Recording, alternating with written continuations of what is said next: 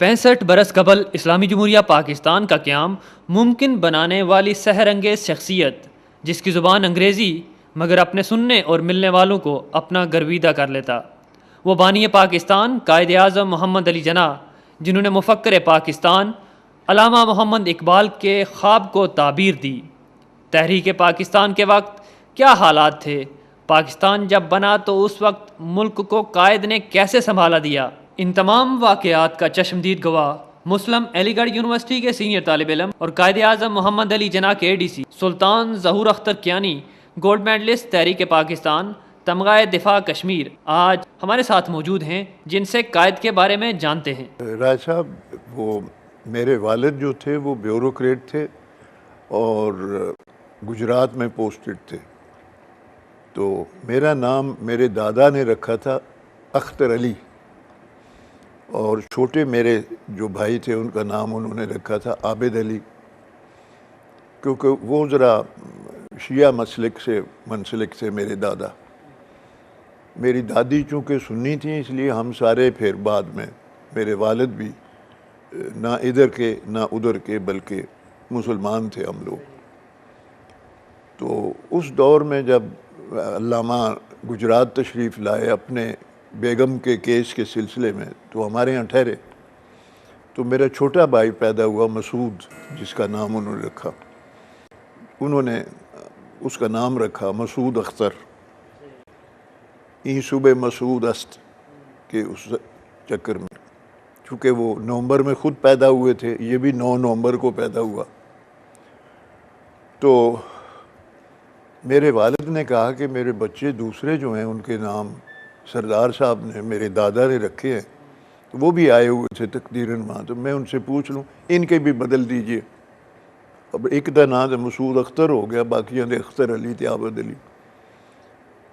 چنانچہ ان سے پوچھا گیا تو انہوں نے کہا ٹھیک ہے رکھوا لیں، تو چنانچہ میرا نام پھر انہوں نے ظہور اختر اور چھوٹے کا نام مسعود اختر محمود اختر رکھا، اور تیسرے کا نام مسعود اختر رکھا۔ اس طرح انہوں نے نام ہمارے رکھے۔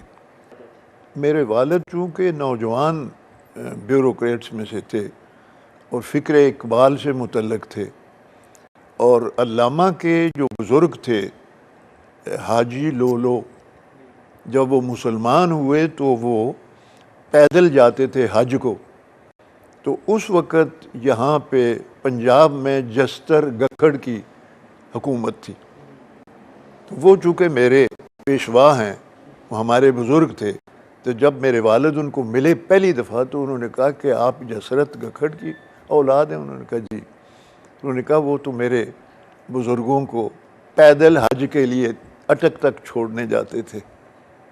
تو اس طرح میرے والد سے ان کا محبت یا خلوص یا اعتماد یا احترام ایک دوسرے کا باہمی ہوا۔ ہمارا کوئی ذہنی تو تفاوت تھی نہیں، پیار و محبت اور خلوص وہ بچوں سے جو کرتے تھے، میرے جاوید کے ساتھ تعلق تھے ان کے بیٹے سے، تو میں الاؤڈ تھا ان کے بیٹے سے کھیلنا، وہ عام بچوں کو جاوید سے کھیلنے بھی نہیں دیتے تھے، تو مجھے یہ شرف حاصل تھا۔ تو میں کبھی جاتا تھا تو میں ان کو دیکھتا تھا، بے کراں سمندر ہے علم کا، اور ارد گرد لوگ شاعر ادیب بیٹھے ہوئے ہیں، ان سے باتیں کر رہے ہیں۔ میں بھی کبھی جا کے پاس ہو جاتا تھا، وہ مجھے پیار کرتے تھے، بیٹے کیسے ہو آپ، ٹھیک ہو؟ میں نے کہا جی ٹھیک ہوں۔ تو میری ان کی انٹریکشن اتنی ہوتی تھی، اور بچے کی اور ایک بزرگ کی جو سمندر ہو ادب ہو اخلاق کا، اس کے ساتھ اور کیا میری انٹریکشن ہو سکتی۔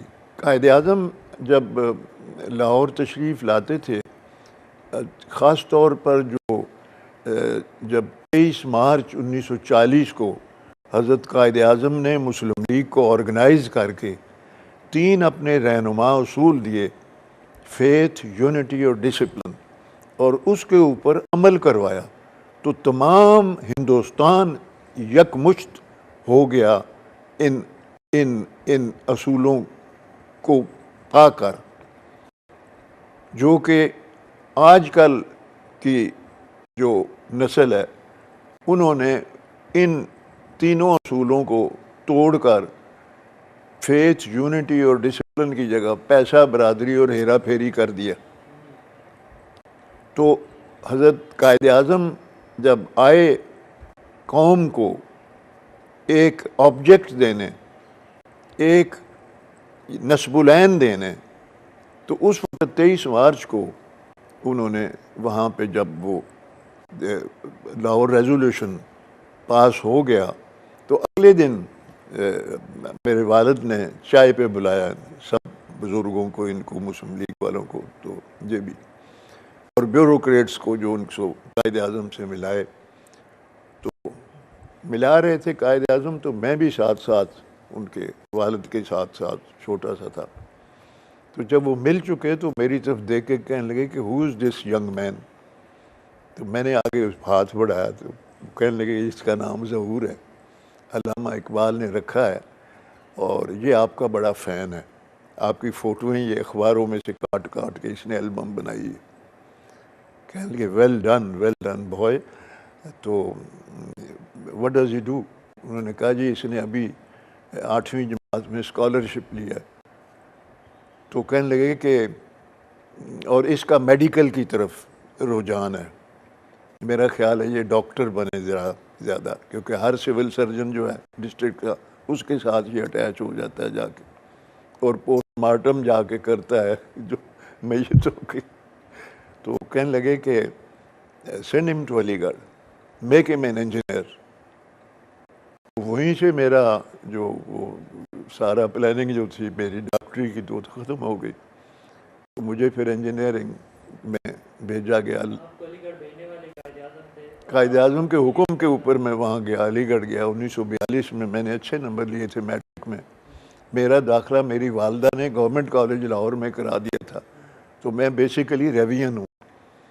لیکن وہاں پہ قائد اعظم پھر ابا جی نے کہا، ابا جی دورے گئے ہوئے تھے اس وقت، تو ملک سے باہر تھے، تو اس نے واپس آئے تو کہنے لگے یہ کیا کر دیا تم نے، اس کو تو میں علی گڑھ بھیجنا ہے.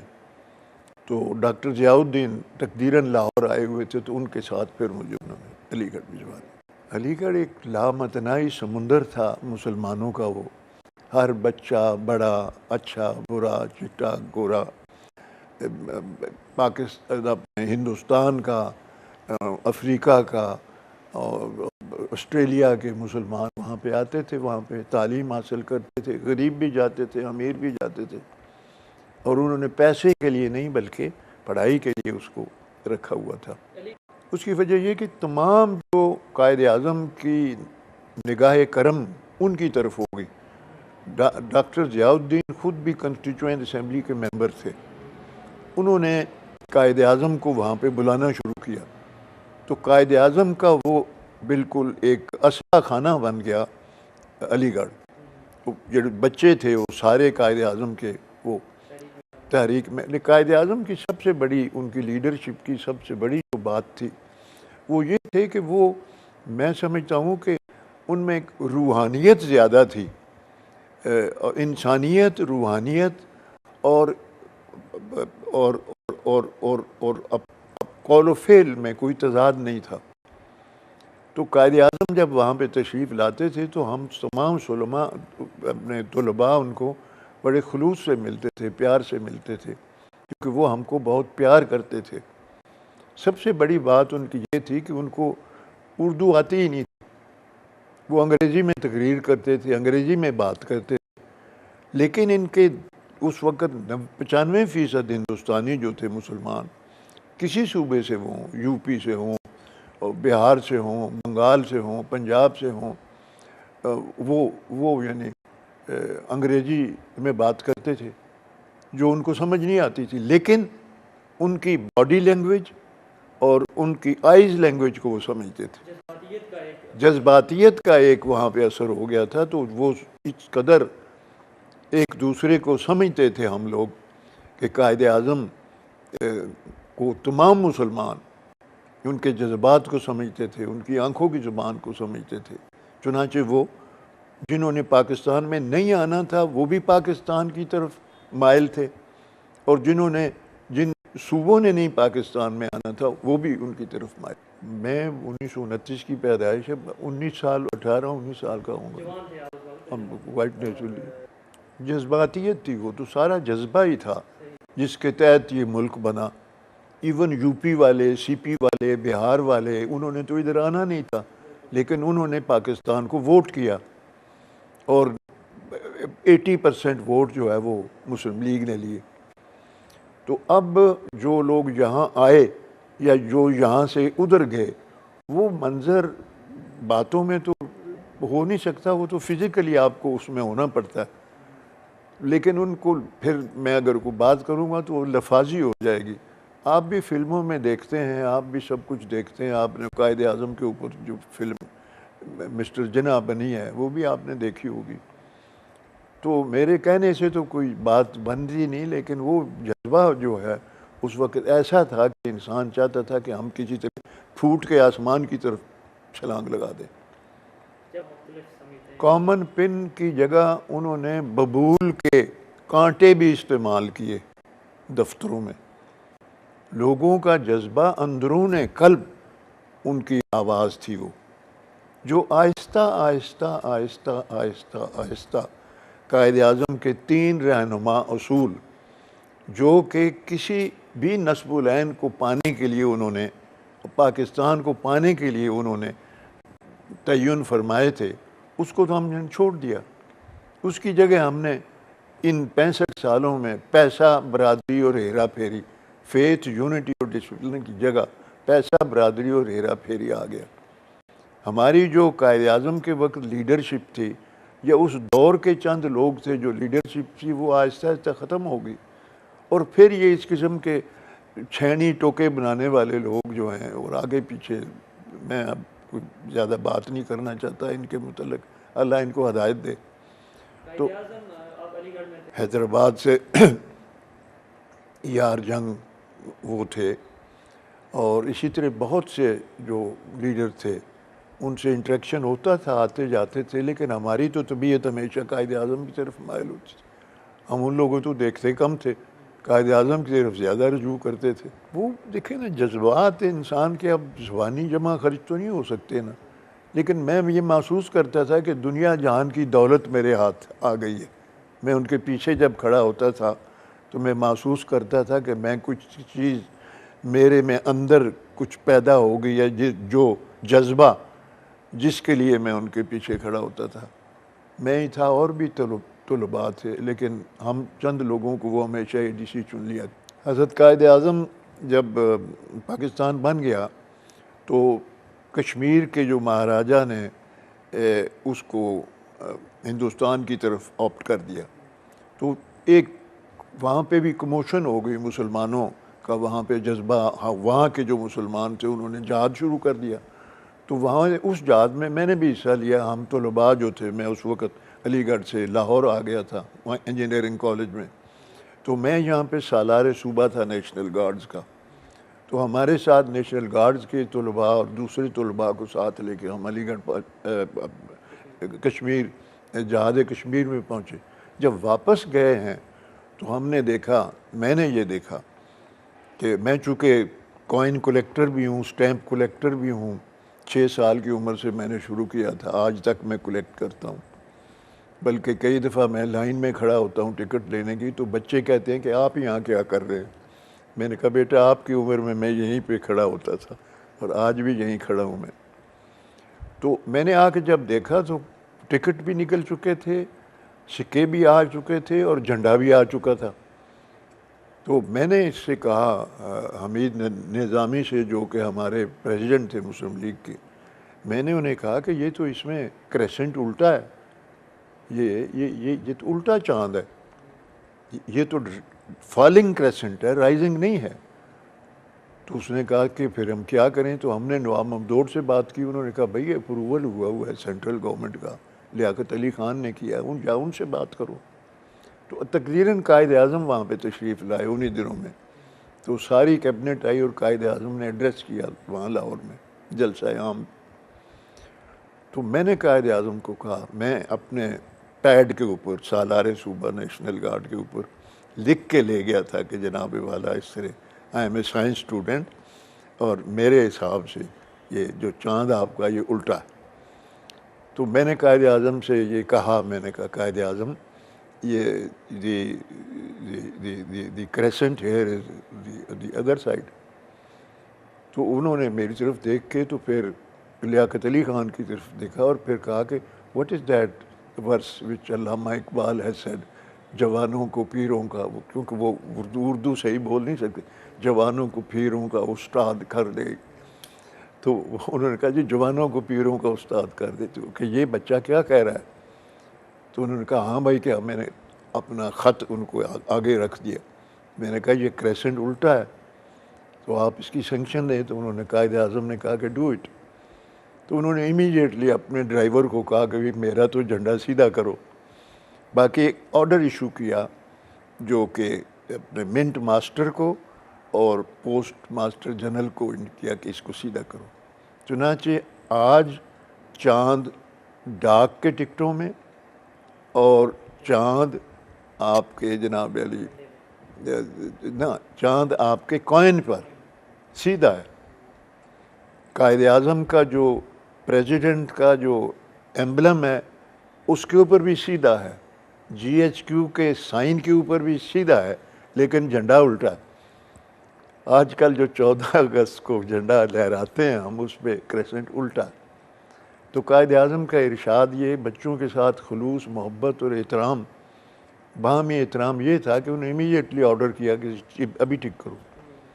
تو مجھے یہ شرف حاصل ہے کہ میں نے یہاں پر بھی تھوڑی سی خدمت کر دی. جی میں گریجویشن میں تھا، ہاں جی میں اس وقت سیکنڈ ایئر میں تھا انجینئرنگ میں. نہیں میں پھر ایس ڈی او چلا گیا تھا اس میں نہروں میں. وہاں پہ کوئی ایسے واقعات میں نے دیکھے کہ وہ کوئی صحیح واقعات نہیں تھے. اس کوئی ڈیولپنگ یعنی اس وقت ملک تھا اور اوورسیئر جو تھے وہ ایگزیکٹو انجینئر بنے ہوئے تھے اور انجینئر تو تھے ہی نہیں مسلمانوں کے پاس. تو میں نے ابا جی سے بات کی. میں نے کہا اس طرح وہ میرا ایکشن جو ہے وہ مجھ سے توقع رکھتا ہے کہ میں اس کو یہ دوں وہ دوں. تو میں I am sorry I can't do it.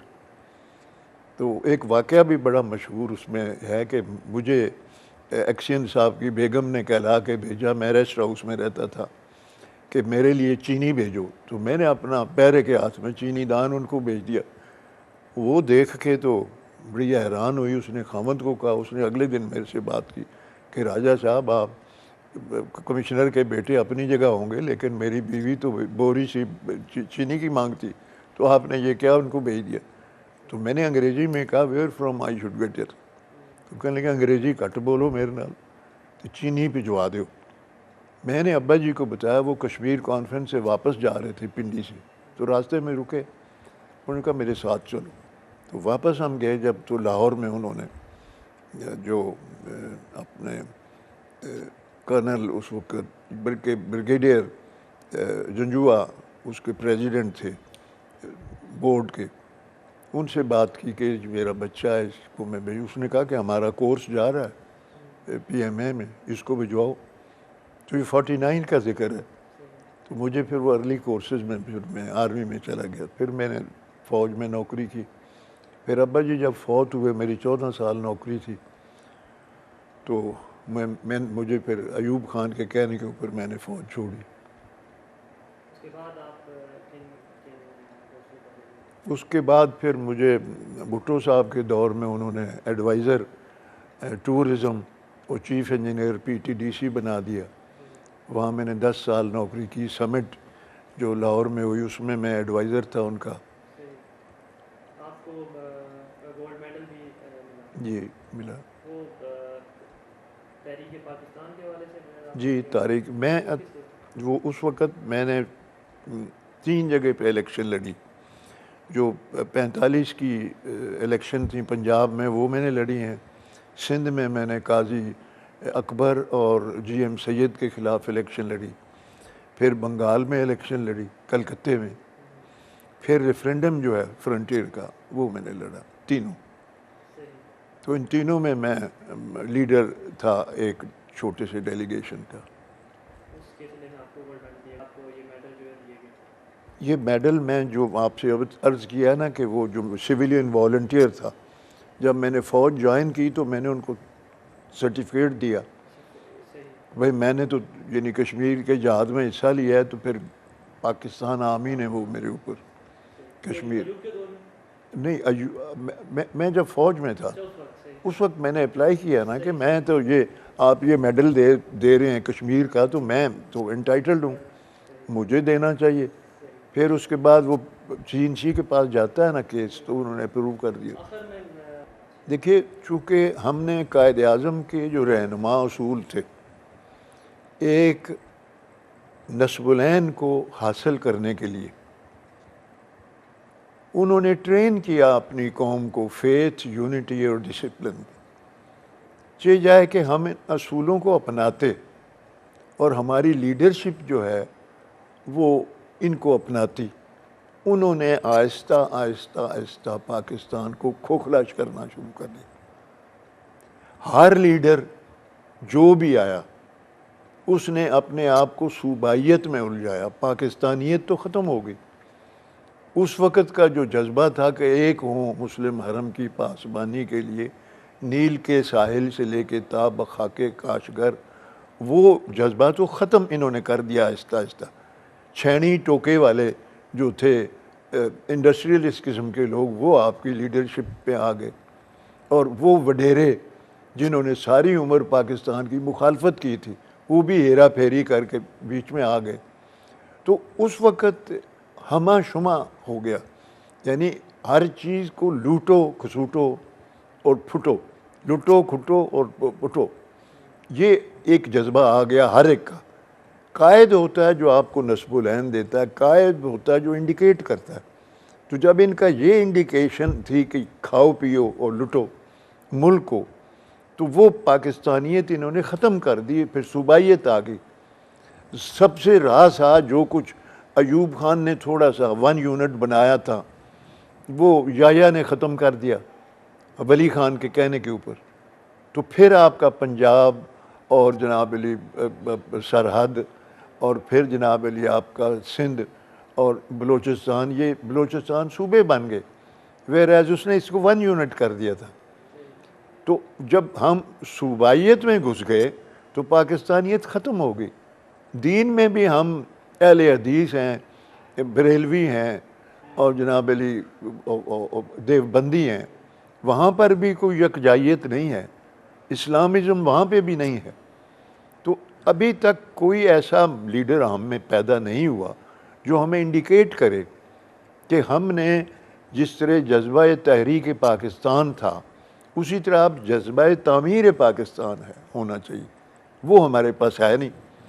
نوجوان جو ہے وہ پڑھتے کم ہیں، کتابیں نہیں پڑھتے، اور جناب علی آج کل وہ لیپ ٹاپ کے اوپر، اور ہر بچہ جو ہے وہ موٹر سائیکل کے اوپر چڑھا ہوا، اور ہر بندہ ہے وہ آپ پر اس نے مشرف نے وہ پیسے دے دے کے تو قسطوں کے اوپر کاریں بھی لی ہوئی ہیں، اتنی کاریں ہیں، اتنا رش ہے ہر جگہ۔ پاکستانیت ختم ہے، ڈسپلن ختم ہے، فیتھ، یونٹی اور یہ ساری چیزیں ختم ہیں۔ ہم واپس ایک قوم کیسے بن سکتے؟ وہ جب تک کہ ہم قائد اعظم کے 3 رہنما اصول اپناتے نہیں، لیڈرشپ سے لے کے ہر فرد ملت جو ہے وہ اپنے آپ کو پاکستانی ثابت کرے، فیتھ، یونٹی اور ڈسپلن کے لحاظ سے۔ قائد اعظم نے ملک کو 2 حصوں میں تعلیم کو کیا۔ ہمیں تعلیم کی اس وقت کمی ہے، تعلیم ہمارے یہاں ہے نہیں۔ تعلیم قائد اعظم نے جس طرح علی گڑھ یونیورسٹی میں تھا کہ وہاں پہ 3 آج کل یہاں پہ یعنی قسمیں ہیں تعلیم کی، انگلش میڈیم، اردو میڈیم اور مولوی میڈیم، 3 علیحدہ ہیں۔ وہاں پہ ایک تھا، یعنی وہاں پہ دینی تعلیم بھی، انگریزی تعلیم بھی اور اردو تعلیم بھی کٹھی دی جاتی تھی۔ تو یہاں پہ ہمارا جو ہے نصاب تعلیم تو ابھی تک بنا ہی کوئی نہیں۔ یہاں تو مصیبت یہ ہے کہ کسی چیز کی اوور آل پلاننگ ہوئی نہیں، کمیونیکیشنز کی نہیں ہوئی، تعلیم کی نہیں ہوئی، میڈیکل فیسلٹیز کی نہیں ہوئی، کسی جگہ نہیں ہوئی۔ ہر جگہ اپنا 4 اینٹ کی مسجد پنجاب میں بنی ہوئی ہے، ادھر سندھ میں بنی ہوئی ہے، بلوچستان میں بنی ہوئی، اور فرنٹیئر میں بنی ہوئی۔ جو مخالفین تھے آج کل وہ حکمت حاکم بنے ہوئے۔ تو وہ پاکستانیت اس وقت تک پیدا نہیں ہو سکتی جب تک کہ کوئی مرد پاکستان نہیں آ جاتا جو ان سب کو یکجا کرے اور اپنے آپ کو خلوص، محبت اور پاکستانیت کے زور سے سامنے لائے. یہ نہیں کہ ہر چیز کو اپناؤ، کھاؤ پیو. ذاتیات سے نکلے. ذاتیات سے ہم نکل نہیں رہے. لیڈر بھی جناب علی کھانے پینے میں مصروف ہیں. قائد اعظم کی لیڈرشپ یہ تھی کہ ان کے پاس 1 کروڑ روپیہ تھا جب وہ آخری دن ان کے ہوئے. انہوں نے اپنی زندگی میں 50 لاکھ انہوں نے علی گڑھ یونیورسٹی کو دے دیا، 25 لاکھ انہوں نے جناب لاہور اسلامیہ کالج کو دے دیا، 15 لاکھ انہوں نے اسلامیہ کالج پشاور کو دے دیا، اور 10 لاکھ انہوں نے سندھ مدرسہ کو دے دیا. سب کچھ اپنا انہوں نے قوم کو دے دیا. 4 ان کے گھر تھے. جو ان کا بامبے والا گھر تھا وہ آپ کی ایمبیسی کے پاس ہے، دلی والا گھر آپ کی ایمبیسی کے پاس ہے، قوم کے پاس ہے. اس کراچی والا جو گھر ہے وہ آپ کا آرکائیوز کا ہے، قائد اعظم کا. اور لاہور والا گھر جو ہے وہاں پہ جنرل صاحب بیٹھے ہوئے ہیں، GOC ٹینڈو. تو قائد اعظم نے تو سب کچھ آپ کو دے دیا. یہ سب کچھ قوم کا گھسیٹتے ہیں اپنے لیے، اپنے بچوں کے لیے، اور انہوں نے دوسری پشت بھی پیدا کر لی ہے. یعنی PPP میں بھی دوسری، یعنی بیٹا اور بیٹی سامنے ہے، اور نواز شریف صاحب کے بھی بیٹا بیٹی اور داماد سامنے ہیں، کاف لیگ میں بھی بیٹے سامنے ہیں. ہر فرد جو ہے وہ اپنے اپنے بیٹوں کو آگے کر رہا ہے. تو یہ قوم جو ہے محکوم بننے کے لیے تیار ہو جائے. جب تک کہ یہ اب قائد اعظم کے 3 رہنما اصول نہیں اپنائیں گے اس وقت تک یہ ان کے اوپر حکومت ہوتی رہے گی. آج ہم ان مقاصد سے بہت دور ہیں جن کے لیے آزادی حاصل کی گئی. لاکھوں جانوں کی قربانیوں کا مقصد یہ تھا کہ غریب کی بات سنی جائے اور وہ آزادی سے اپنے ملک میں رہ کر بنیادی حقوق حاصل کر لے. مگر یہاں ذاتی اور پارٹی مفادات کی سیاست جاری ہے، اور آج قائد اعظم محمد علی جناح کا پاکستان چاروں اطراف سے مسائل و مشکلات کا شکار ہے. ہم مکمل طور پر معاشی، معاشرتی اور سیاسی حوالہ سے غیروں کے کنٹرول میں ہیں.